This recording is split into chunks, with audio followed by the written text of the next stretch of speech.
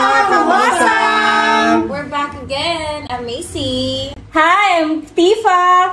I'm Ame. This is Riley. And we are the 15-minute show.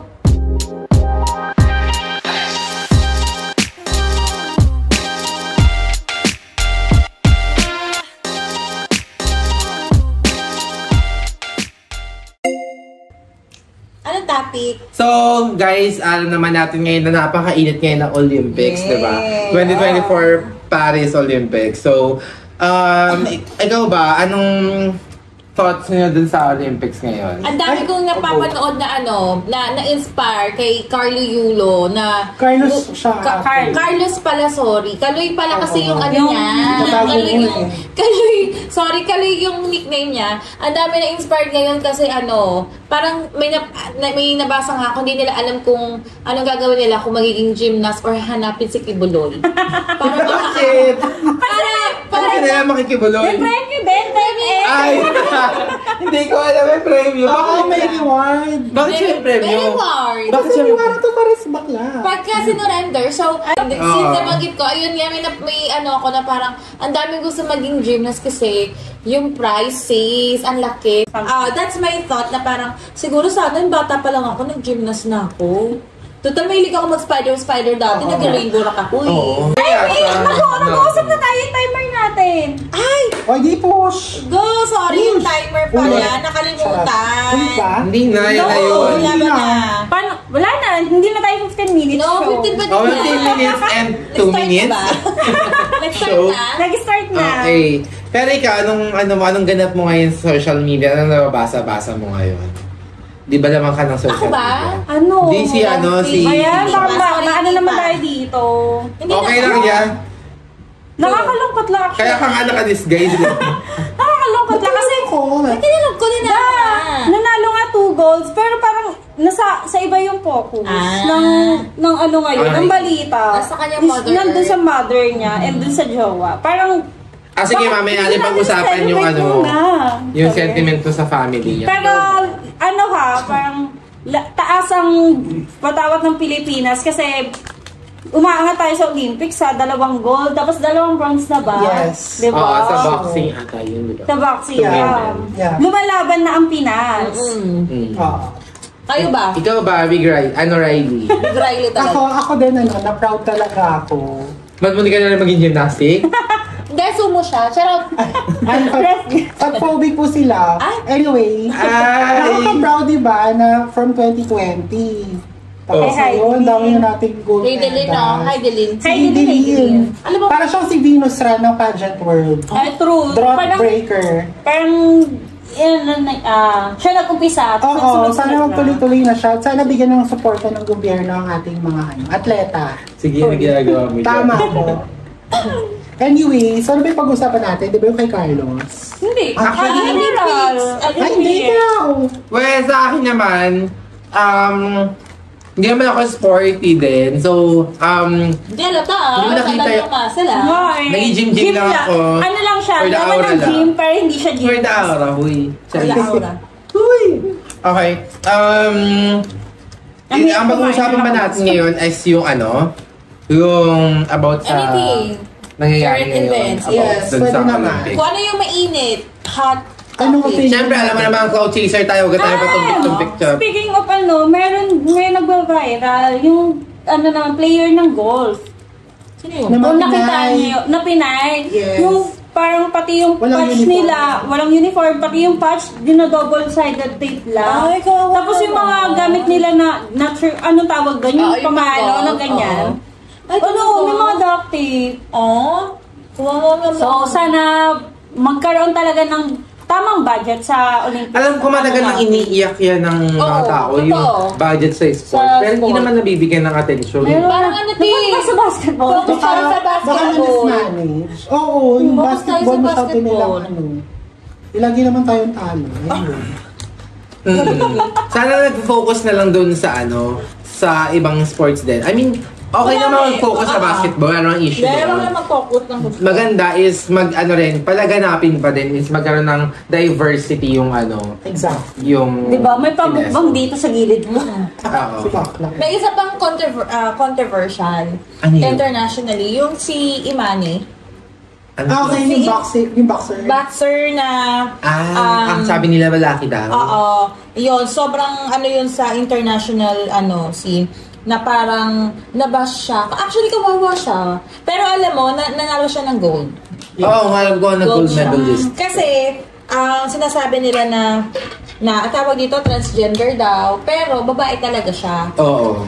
Yung parang yung level yung katawan niya nagpo-produce ng mas maraming level ng testosterone. May mga ganung babae, ako ganun din kasi may PCOS. Kasi dati siyang lalaki. No, hindi siya dati. Ikaw yun ito ko. Ito yung kaso nung athlete. Oo. Pero, pang international yon, focus tayo sa Pilipinas, yung hot topic. Ang hot topic ngayon, guys, sabihin natin kay Carlos Yulo Kay talaga. Kaloy. So ikaw ba, bilang about sa family naman nagiging issue nila, hindi naman about sa Olympics. Ikaw ba, anong take mo doon sa nangyayari sa family nila ngayon, sa girlfriend tsaka yung kinikin? Actually, parang, I would say na isa siya sa mga toxic Filipino culture. Makaka-pressure ako next. Toxic Filipino culture na ginagawang, I'm really sorry, maraming magdi-disagree na ginagawang investment ng anak. Cash cow. True. Oo. Ano yun, sis? Cash cow. I mean, ako personally, wala namang masamang tumulong sa magulang, pero yung... Obligahin. Oo, ganun. Kasi, pag naging mabuti naman yung magulang mo sa'yo, parang usa ka na usa ka ng magbibigay, wala nang pamimilit. Diba? Totoo naman. Init yun sa mga Pinoy, actually. Oo, init niya. Iniinit na. Ang daming Init. ang daming... Ano yun? Init. Init. Parang hati yung pananaw ng Pilipinas. Ang dami kong nababasa sa... Ikaw ba, Tifa? Go. Anong take mo? Saan? Chares! Bilang isang whistleblower. Anong take mo sa doon? Dun sa issue nila? Oo. Kasi yung tawag dito, may mga post kasi yung nanay na tinataklo niya na talaga si Yulo. Tapos, even before, no? Yeah. Japan pa din. Wala, 2020 pa ata. Parang hindi lang siya ngayong Olympics, matagal na rin talaga. Hindi yung mga post-post na yun. So parang, tapos ngayon na parang, ang nakakainis lang din kasi talaga is yung mga fans, yung simula nung nakakuha ng gold si Yulo, nalungkat na lahat talaga yung pamilya, basta doon sa pamilya niya. Na-focus doon, no? So, na-focus tuloy doon sa issue nila ng magulang niya kaysa doon sa pagkapanalo niya. Oo. So, dapat kasi, after celebration nyo na, doon na lang kayo naghalungkat. Chares. Parang yun lang. Tapos, sige, ikaw na. Ikaw naman. So, ako naman, take ko naman dyan, medyo hati ang puso ko bilang, hindi actually talaga, tama rin naman yun, dapat hindi din, kasi may mga ibang, disagree naman usually yung mga tao kapag sinasabi ng mga Gen Z ngayon, or ng mga tao ngayon na dapat hindi naman inoobligay yung mga anak. Well, tama naman, kasi ang nagiging take ng iba doon is, ako lang sinasabi ko, so ipapasok ko muna. Ipapasok ko muna kay Riley. So, Riley Compose yourself. Carlos Yulo! Habang! Charot yun. Carlos. Nakakalungkot nga na na-overshadow. Yes. Supposedly. Celebration. Oo. Kasi naman anyway, wag na natin pakialaman yung family nila. Pero, ano nga ba? Pero kasi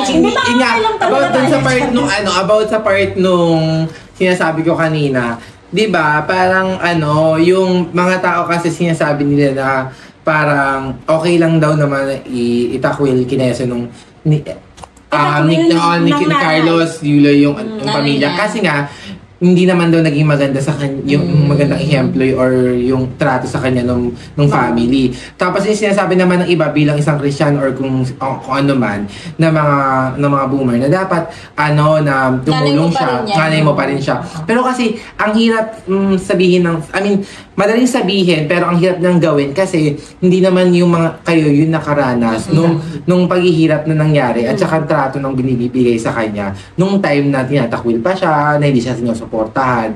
So I think valid naman parehas yung opinion ng bawat isa. Pero ang sa akin lang, gumugulo ulit yung sinasabi ko. Mamaya na. Hindi, naano mo naman. Alam mo, naitabit mo, naiintindihan mo na. Yan. Actually, ang may kasalanan yan, yung media. True. Yung media. Kasi, Nalungkot agad parang eh. talagang ginawa nila ang tabloid. Alam mo yung... Pinagkakakitaan. Oo. Sa halip na, yun nga, mag-focus sila sa celebration. Hindi ko alam kung bakit bigla nilang in-interview yung Hindi, nanay. i-pick up din kasi nila kasi si Carlos nag-video siya, di ba? Bago No, pa. after Bago pa kasi siya nag-video ng... Nagpa-interview na mama niya. Tapos after nun, tsaka pa nagkaroon ng... Sumagot lang si... Kung Ano? parang nilinaw lang ni Kaloy yung statement ng nanay niya. Okay. Tapos meron pa ulit na papresko niya Ay, nanay papresko niya. niya. Oo. Ayun na yung huli. Pero, ano ba yan? Bakit doon kayo Ayun nga eh, nakafocus? parang- Dapat dun sa, Sa, pagkakuha ng gold. celebration. Tignan mo, dalawang gold oh. For the Ay, cloud din naku. kasi sila. Ano na? For the cloud sila, parang. Parang ginamit nga din sila talaga ng Nisha. Parang ano nga eh, medyo nagmukhang masama yung nanay niya. Kasi parang, ang punot dulo ng hidwaan nila is financial. Yung pera. Yung pera. Like yung, napanalo, di ba nanalo siya sa, SEA Game? Ata? parang may, Basta may napanalunan Before siya. pa. may Bago napanalunan siya. yun. May napanalunan siya tapos yung cash prize is sa nanay niya binigay kasi sabi ng mother niya, wala daw tiwala yung, I'm not sure kung manager ni Kaloy sa ang jowa. manager. Oo. Tapos yung cash incentives binigay sa nanay niya. Na hindi niya alam na natanggap na nung nanay. Yun yung issue. Tapos, hindi niya alam na natanggap na ng nanay niya, nilagay yata, parang alam mo yung secured credit card, deposit under her name, tapos nagkuha siya ng credit card. So, parang naka-time deposit parang parang after 2 years. Ngayon, yung kinukuha na ni Kaloy, yun, hindi niya makakuha. So, parang doon nag-start na ginastos daw yata yung... Bumili na ng property. Yun. Nang hindi alam ni Kaloy. Kaloy. At hindi rin nakapangalan kay Kaloy. Oh? Hindi naman doon naglakaw yung mother. Kumuha lang ng konti. In-invest, gano'n. Hindi siya yung mga pangkain. Pero syempre, kung may respeto ka rin sa anak mo, actually, tama bilang anak, dapat respetuhin mo yung magulang mo. Pero yung magulang mo din, Both ways. respetuhin ka rin dapat. Respetuhin nyo din yung anak mo, di ba? Yun lang naman. Hindi porket pera ng anak mo, pera mo na rin. Hindi ganon. I-break na natin yung cycle na ganon. Hindi tayo aasenso kung lagi tayong ganon. Ganun ba yan? Oo. Patatak ng wing mo. Parang may lisang ako. Ayun, tapos parang pati yung... Ikaw ba sa girlfriend? Anong take mo sa girlfriend? Sige na, sa position niya. Ba't natin pag-usapan yung girlfriend? Hindi kasi involved Hindi, actually. involved siya din yung, sa topic. siya yung Sa parang topic. sinisisi ng nanay na Oo. dahil sa kanya, lumayo yung loob ni Carlos. Parang siya yung sinisisi. Ay, gusto ko yung pag-ihirap sa akin. Hindi, parang siya yung... parang ang gustong palabasin ng nanay ni Carlos is kaya niya tinago yung pera under her name kasi gold digger yung babae na uubusin. Okay. Hindi ba mayaman yung babae? Sabi mayaman na daw May eh. isa nakikita ko kasi sa Australia lumaki. Tsaka tawag dito, parang Makalungkot may si work Miss din Love naman Shane. siya. Na? Content Love creator. Mas lads siya. Ay, oo, yung about Yung sa puwet. Yung tipong naman, parang bago pa naman sumikat talaga din bagong nagkaroon ng gold si Yulo, sila na. 4 years na ata sila eh. Ang tagal na. Parang ang tagal na, tapos ngayon parang ginagawa siyang nag-gold digger siya. true. Well, in fact, nung walang-wala naman si Yuli, Is nandun na naman na siya. Actually, pag pumunta ka Tingnan ko rin wala-wala. pag pumunta ka ng Blue App, pag pumunta ka ng TikTok, may mga nakikita kong parang eto Sponsored nakita ko. ka ba? Anong blue hat? Blue App Facebook. Okay. Ang arte. Kasi sinabi niya blue out, tapos sinabi niya naman yung TikTok. So, sponsored ka ba? Nagtanong kasi. Ayun, tapos parang yung Gen Z, support sila kay Chloe, yung mga boomers, support sa nanay ni... Oo, hati. Anong asawa sa mga boomers na yan? Uy. Hindi naman lahat. Gusto ko May rin ilan lang din all. talaga. Oh guys, kung cancel niyo siya lang Magkakaiba opinion namin Charis. pero hindi, wala namang dapat i-cancel dito. Ang point dito is that Mas maganda everyone talaga is valid kasi may kanya-kanya pinanggagalingan depende sa kung paano ka lumaki, sinong kasalamuha mo, at saka ba paano kinotivate yung values mo as a person. Wow! Scripted Sorry guys. Ano ba yung pinag-isipan niya? Kaya nga ang tahimik ko dito eh. Pinisip mo talaga yung word. Yes, so, pero yun na nga, Nag-isip lang mo. kaya feeling ko talaga, tama naman parehas. Kaya lang, dahil under emotion at nasasaktan pa sila, kaya parang nakaka-harm, unintentionally, nakaka-harm nila yung mga sa mga salita nila. Mas maganda talaga settle it. At saka yung mga ibang netizens kasi nakikisalo pa. Kala mo naman talaga, hinihingi Alam nila opinion nila. lahat. Siyempre, may ligay sa Kita mo, dito tayo ngayon. Kaya mo naman, hinihingi opinion Kasama natin. tayo doon sa... Sabi pala yun, patawa ka rin yun. Ilaglag ko pa tayo, ate. Nakakaloka ka. Kasama tayo Well, sa isa nag-video lang naman kami. Dahil sa amin lang naman to. Pero, Ayan, isa tayo sa mga yon. Ay, Nakikisasaw. sa kulot chaser. Nakikisasaw. Oo. Anyway, ayun. And So, then, sino ang Team Carlos? Taas kamay. Charot! Kung sino kampi sa nanay, taas ang kamay. Walang kakampi. Ay. Charot! Hindi, pero, Hindi. tawag dito. Dapat talaga hindi yan inilabas. Oo, much better. Kasi lalaki Oo, dapat din nyo na pinansin yung nanay kasi. Para hindi na talaga lumaki ng Exactly. ganyan. Oo. Yun lang. Ayun nga. Dalaw ka lang din ako sa Team Japan lang malak. Oo. Nakaloka kasi parang ilang minuto pa lang, wala pang isang oras na nanalo ng gold. Oo. Pagkatingin mo sa Facebook, ay ba? May pa-issue na. Tayo mga Pilipiano talaga yun, no? Ang hilig maghalong ka. Marites. Dami tuloy nagalit kay Kaya Carlos. kita mo yung mga viewers natin kamusang. Di ba? Ang dami nagalitin nila. Kay Carlos ngayon. Ay, talaga ba? Kasi sinabi niya yung nanay niya. Tsaka yung mga kaibigan natin Christian, galit siya. Hoy! Ay! Sumayan!